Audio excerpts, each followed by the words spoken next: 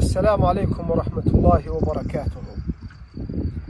Peygamber sallallahu aleyhi ve sellemin sirdaşı olan Hüzeyfe ibn-i Yemani radıyallahu anh.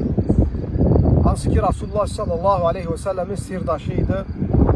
Ona ümmetle ilgili, dinle ilgili birçok sirler açıldı. Bu sirlerden biri de Medine'de olan münafıkların, ikiyüzlülerin kimler olduğunu Peygamber sallallahu aleyhi ve sellem beyan eləmişti. Hüzeyfe ibn-i Yemani Peygamber sallallahu aleyhi ve sellem'in sirdaşı radıyallahu anhudan bir nefer gelir bir şey soruşur. Buyurur ki, ey Hüzeyfe, ikiyüzlü insan kime değilir? Münafık kimdir? Der, münafık o adamdır ki özü İslam'dan danışır ama əməl eləmir. Özü halal haramdan danışır, əməl eləmir. Özü Allah'ın əzəmətindən, böyündən danışır, əməl eləmir. Yani kısa olarak Hüzeyfe ibn-i Yemani'nin sözü bu şekildedir ki, münafık o adamdır ki özü İslam'dan danışır ama əməl eləmir.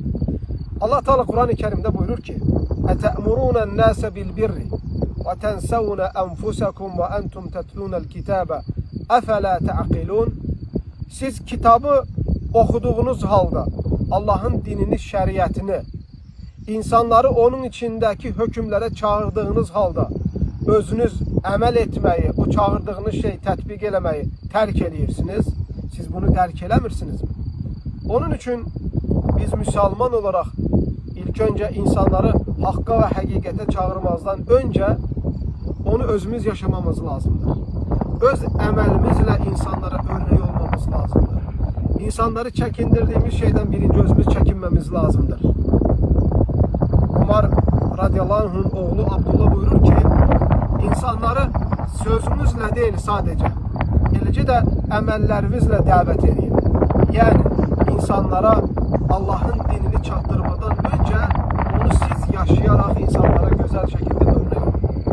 Allah Teala bizleri elmine əməl edenlerden etsin ve sözlerinde ihlas nasip eylesin. Esselamu Aleyküm ve Rahmetullah.